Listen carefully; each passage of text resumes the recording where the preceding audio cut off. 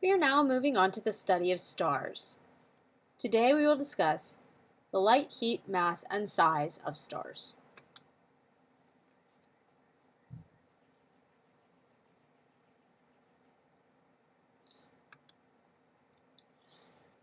The first section or two is just a review of some of the things that we've talked about before. The first having to do with thermal radiation.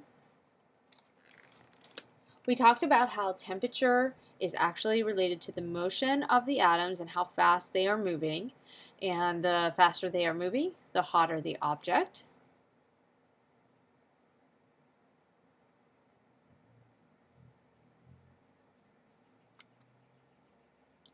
And we talked about this idea of a black body, which is an idealization that of an object that basically emits all the energy that was incident upon it, and stars approximately follow this black body idealization.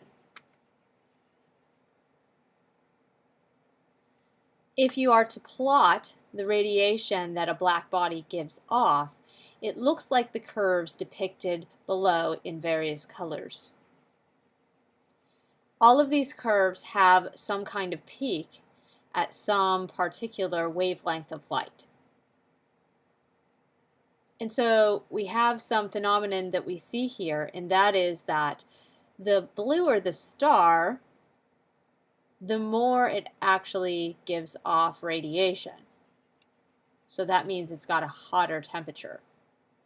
Whereas the redder the star, the lower the temperature. It gives off less energetic radiation, in other words.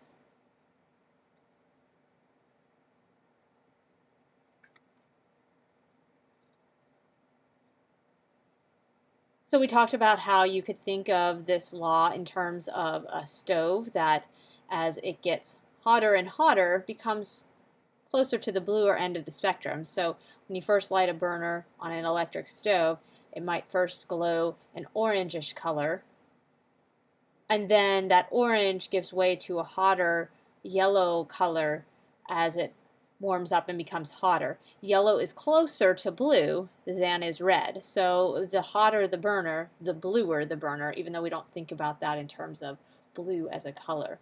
We're talking about blue as in what part of the electromagnetic spectrum we're talking about. The closer to the color blue we are, the hotter we are, and the bluer we are. That particular law is called Wien's law, which basically states that the hotter a body it is, the more strongly it will emit radiation at shorter wavelengths. And the Stefan-Boltzmann law has to do with the temperature of an object, and it basically says that the hotter the object, the more luminous it will become. And you see that from the chart that we had the black body radiations plotted on, where the temperature rises. As you see above each one of those stars, there's T equals. Those are the temperature of each of those stars. And the higher the temperature, the more brightness you see depicted at the peak of the radiation on the black body curve.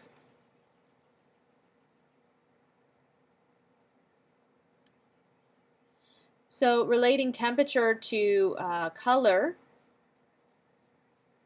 we use Wien's law to find what that peak, where that peak wavelength actually is. That's where the most radiation is given off.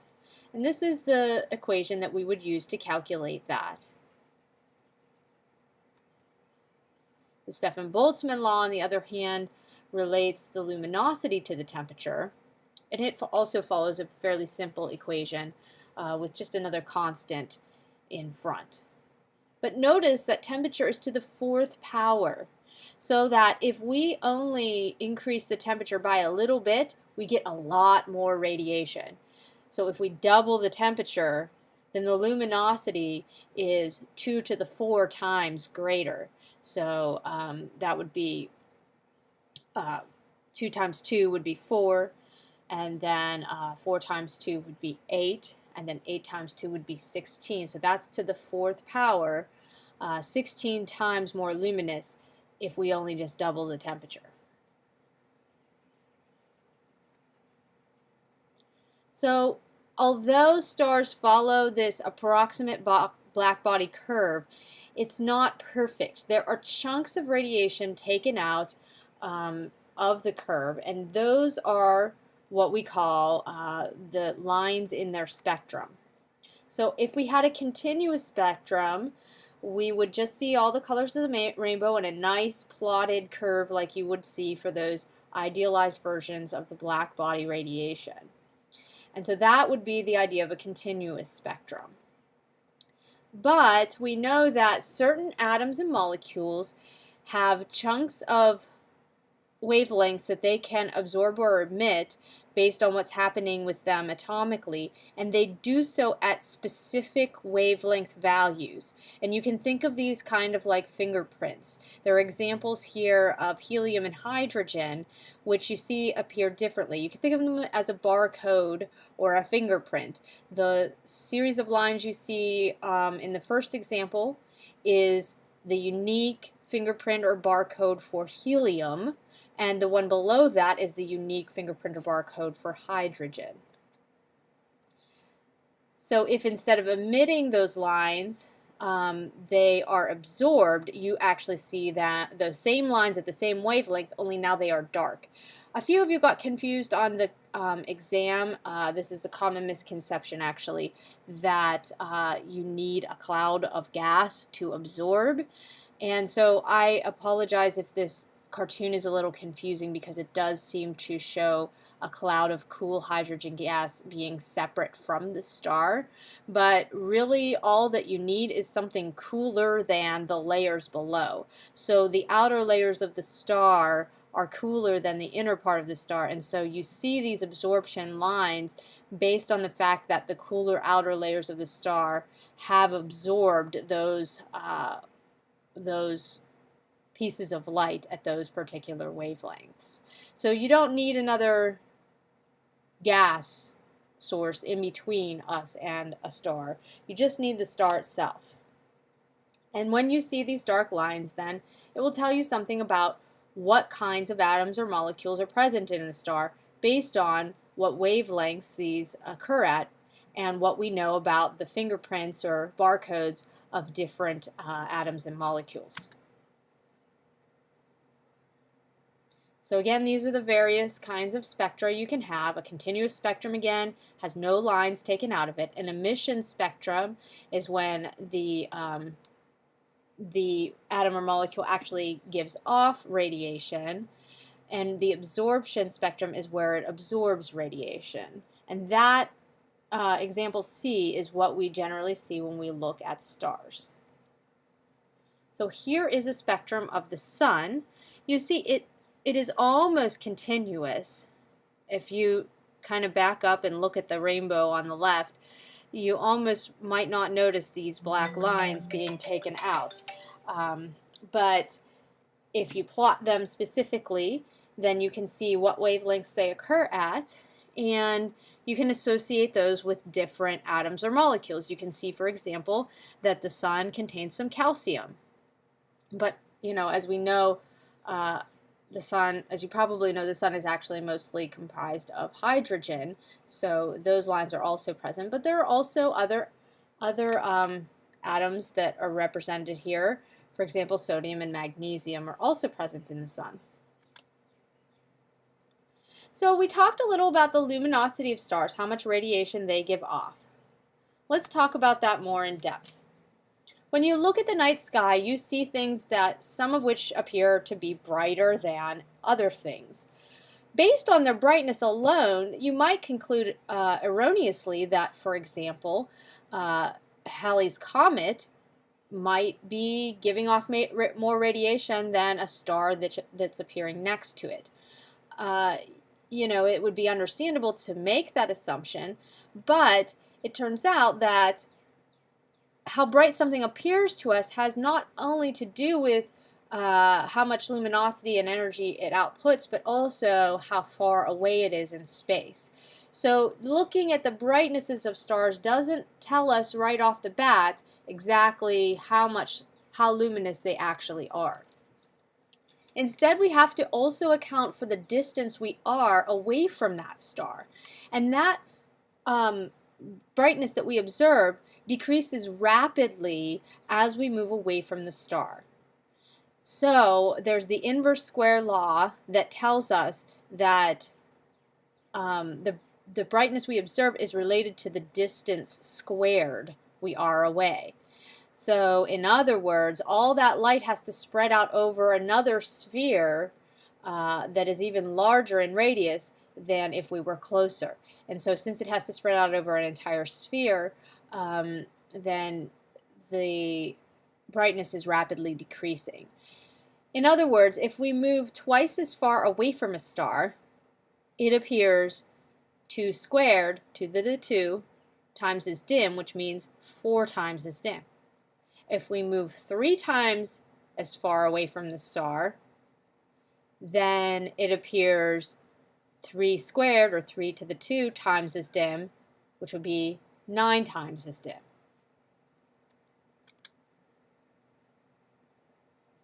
Okay, so if we want to figure out something about the distance based on what we know about the luminosity and brightness, then we have to take the square root of what we're looking for. So the backwards of what we're trying to say here is that if star A appears 9 times brighter than star B, then we can conclude that if they are the same luminosity, star A must be the square root of 9 times closer, which would be 3 times closer.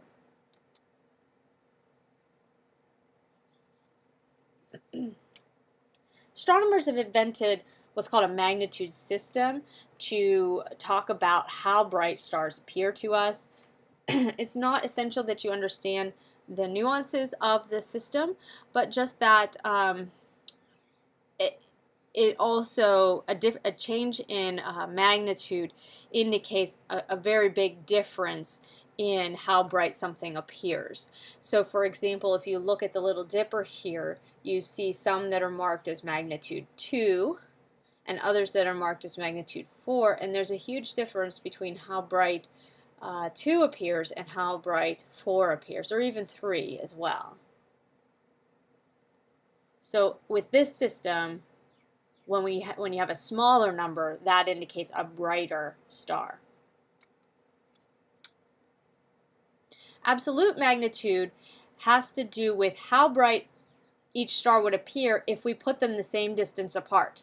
So these stars are at various distances to us, but if we put them all at the same distance, namely 10 parsecs, away from us, then we can talk about how bright they would appear you can think of it as leveling the playing field. How bright would this object appear compared to this one? And that's getting a little bit closer to the idea of luminosity rather than brightness.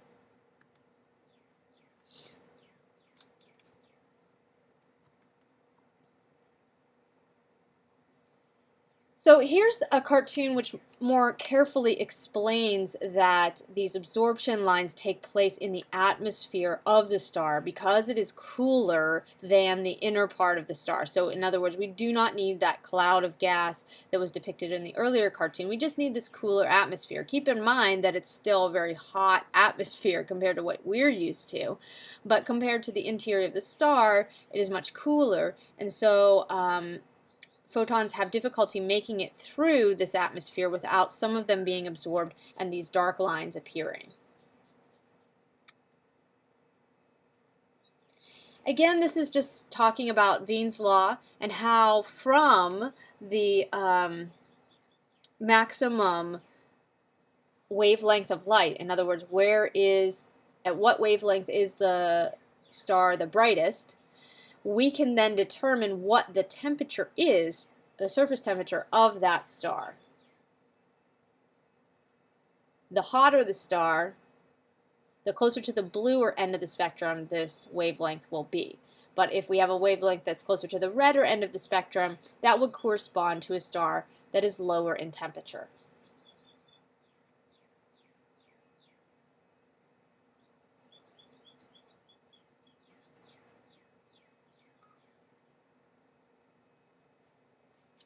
Once we start learning more about spectra of stars, you get into this interesting categorization of the types of stars that exhibit different similar spectrums.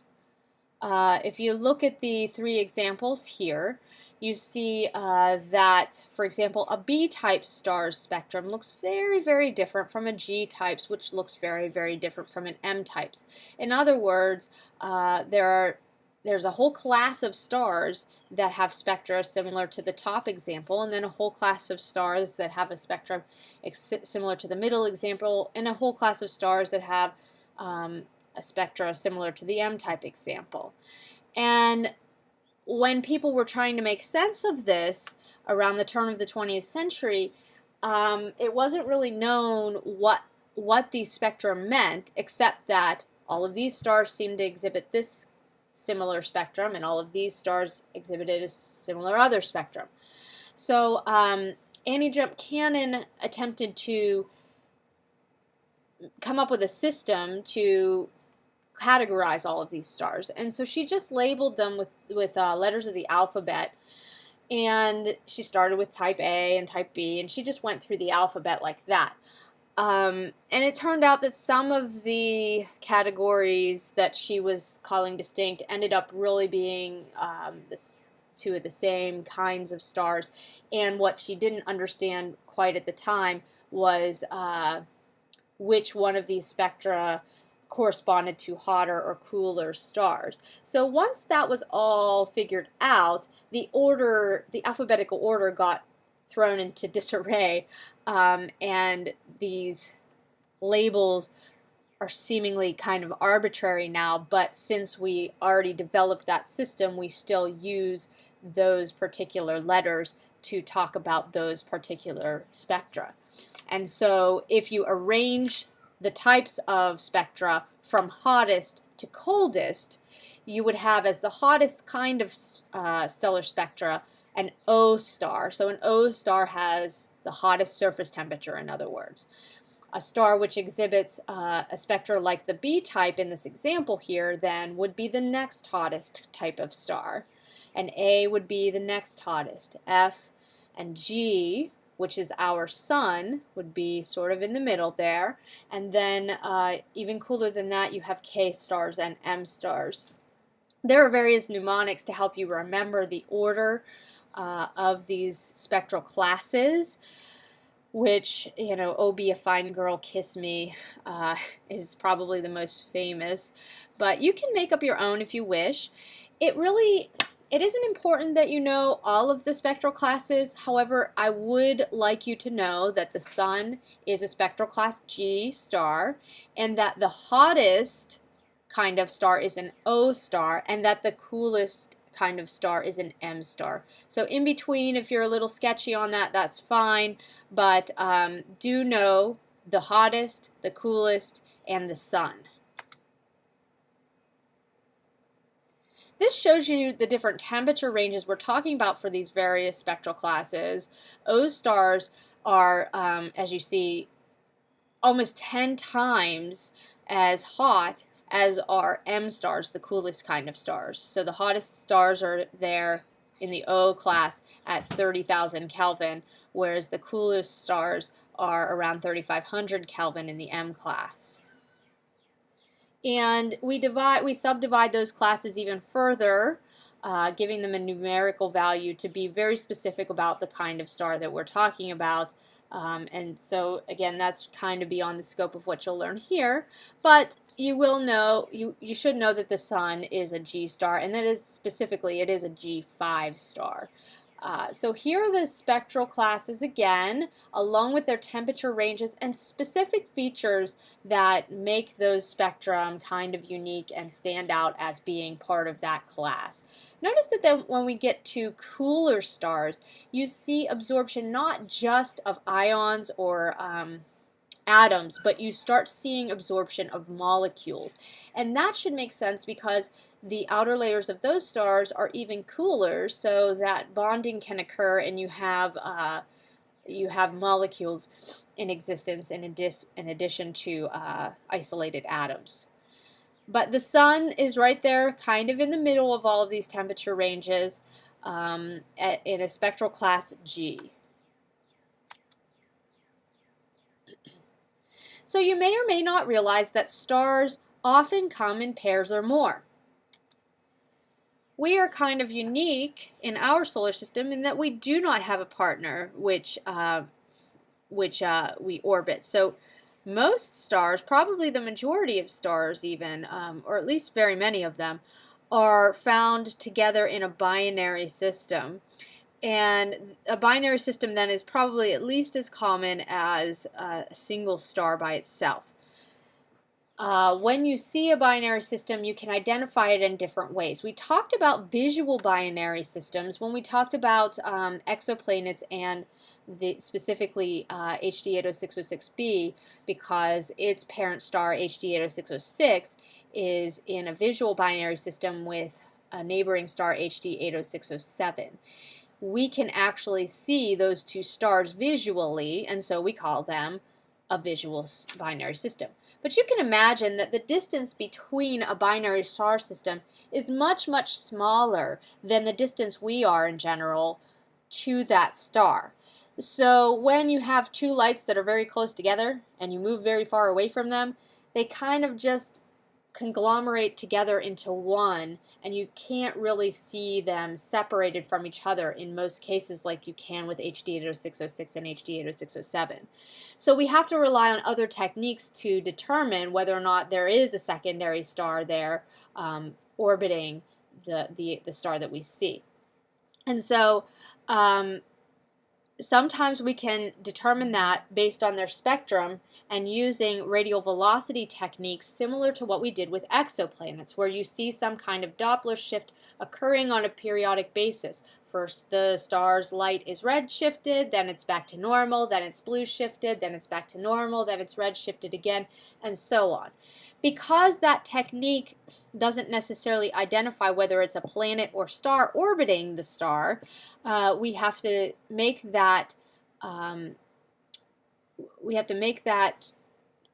uncover that based on what the mass is that we determine from those observations. Remember that we can determine mass times sine of the inclination angle through these observations. And so if we see this kind of periodic spectral change, then based on the mass that we are able to calculate, we can determine if it's big enough to actually be a star, or if it's small enough that, well, it can't really be a star, it's a planet. Another way we can identify binary star systems is through eclipsing, which is similar to the transit technique of extrasolar planets. Both of these techniques were first used on binary star systems, and then people who were interested in studying extrasolar planets said, hey, you know, if we can just nail these size and mass down to a smaller level, we ought to be able to discover planets orbiting stars as well, and eventually that was a fruitful endeavor. But eclipsing binary stars are similar in that when one goes behind the other, then some of the light is dimmed to our line of sight, just like we might have with a planet, and so that light curve identifies that there might be a binary system we're dealing with. So here is basically how you would use the Doppler shift to find a spectroscopic binary. Again, it's very similar to what we did with exoplanets.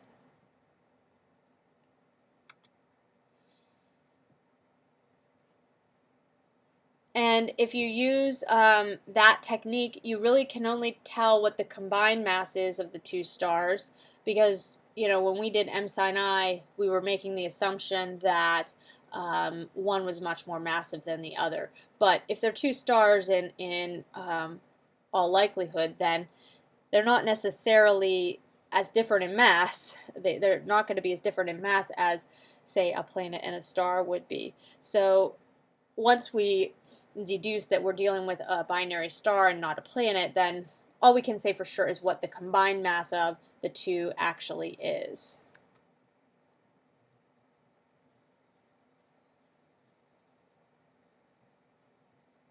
This kind of explains why that's the case.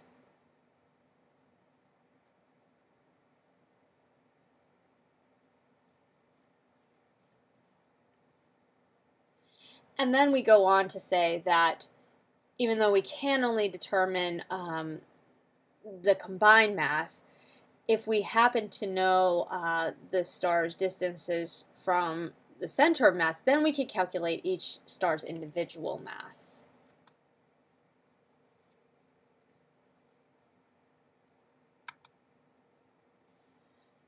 So what sizes of stars are we dealing with?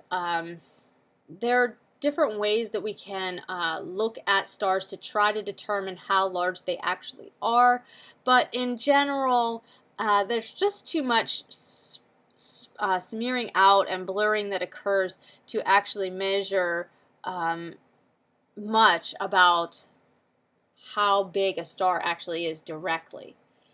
So we can get at that a little bit if a star happens to be in a binary system that is an eclipsing binary and transits similar to a transiting exoplanet.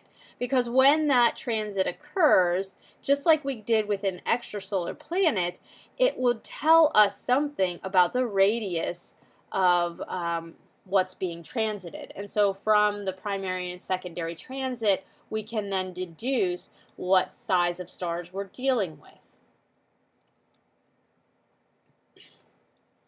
There's also another way to determine the radius of the star based on the Stefan-Boltzmann law.